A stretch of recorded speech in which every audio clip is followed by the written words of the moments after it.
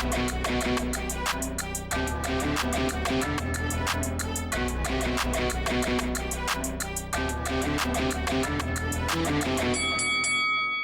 guys, welcome to Boxing Squared for boxing news and views from around the internet.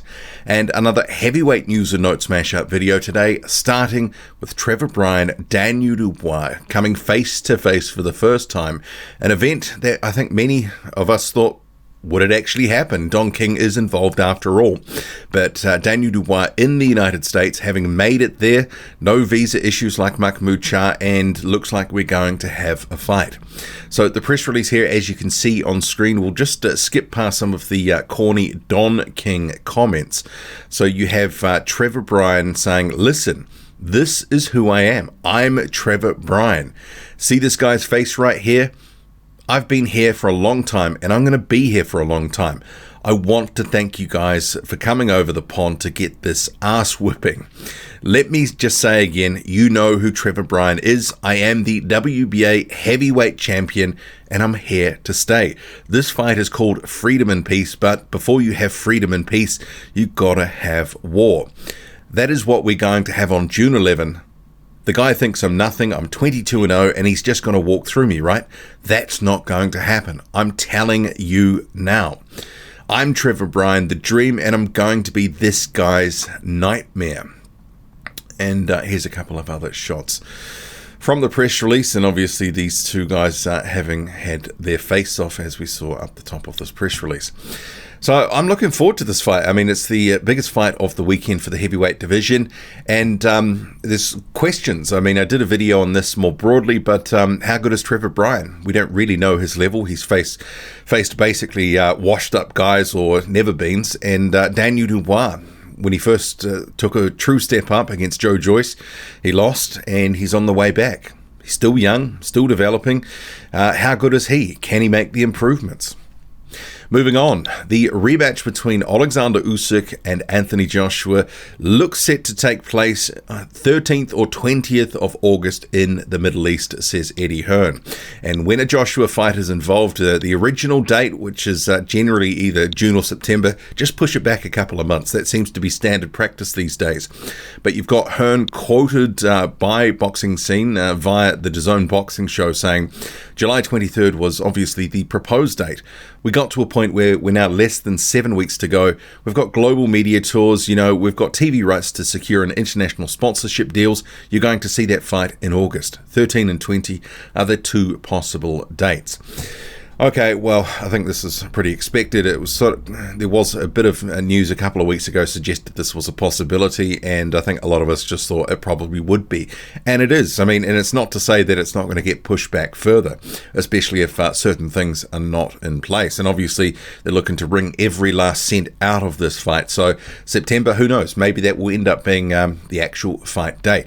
And just on Joshua's TV rights, so you've got Boxing Social, and this is re-reported via Michael Benson reporting. We don't have any news. No news from our side, and this is Adam Smith of Sky. AJ's got a decision to make. We're always going to support AJ, whatever that decision. Him and his team have to work out what's best for him. And generally that means dollar signs, so we'll see what happens. Obviously Sky's still in the running. A big UK platform who can pay him a lot of money. He's done well on there on pay-per-view. DAZN, a little bit out of sight, out of mind. Not necessarily as established in the United Kingdom, actually not by far. But if they could get Joshua to their platform in the UK, he can bring some eyeballs there. But you have to weigh up, you're leaving the established platform that brings in a lot of casuals in Sky Sports. Lots to consider, but ultimately money will dictate things as well. Lucas Browne has been back working with Justis Huni, with Huni having his fight with Joe Goodall June 15th. So Browne says, so happy to be able to do some final rounds with Justis Huni before his fight. Good luck, my bro. And Browne recently crediting some of the work with Justis Huni as some of the best sparring he's ever had in preparation for a fight. And Browne then going on to discuss Justis Huni briefly. So we'll check this clip out. Someone like a Justis is very much the future of Australian heavyweight boxing. So for me to get involved with it, to spar someone of that caliber is perfect for any reason. So even though this week was supposed to be my week off, I did a good 6 rounds for him in his last sparring because he needed it, which is great. I'm glad that I was thought of to be that person as well. And just on that fight between Huni and Joe Goodall, so Goodall back in Australia. This is a post from a few days ago from the promoter D&L event, Dean Lonergan Events. You can see here Goodall and his trainer Kevin Barry. So Barry has been training Goodall for what, it must be the best part of 6 to 9 months. Maybe it's even a little bit longer now. It could be close to a year. So we should be able to see what influence in this fight with Huni that Barry has had. But obviously Justis Huni, I think, goes in a firm favourite. Meanwhile, Derek Chisora on this fight with Kubrat Pulev, the rematch having been confirmed, has said the support has been unbelievable today. I need the great British public singing the national anthem, Oh Derek Chisora, on July 9th. I want to see you all at the O2 in London. I'm taking what's mine.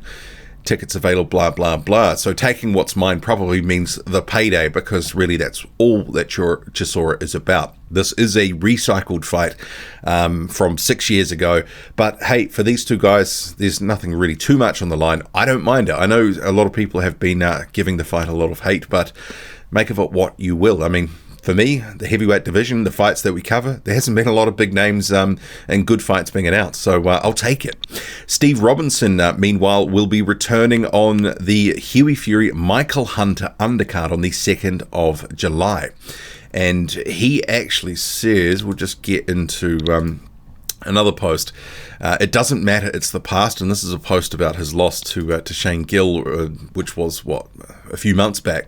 He says, oh, the past can hurt, but the way I see it, you can either run from it or learn from it. So that is a good attitude to have, but he does need to obviously improve. Colton Warner has been sparring with Michael Hunter, who is obviously fighting Huey Fury in the main event of that card that Steve Robinson will be on. And obviously you can see here Jonnie Rice also sparring with Hunter. Rice and Hunter spar regularly.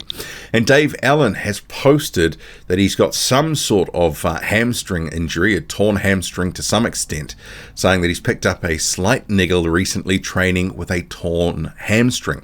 Ticket sales for July 23rd are on hold till I can see what I get about again properly and resume training.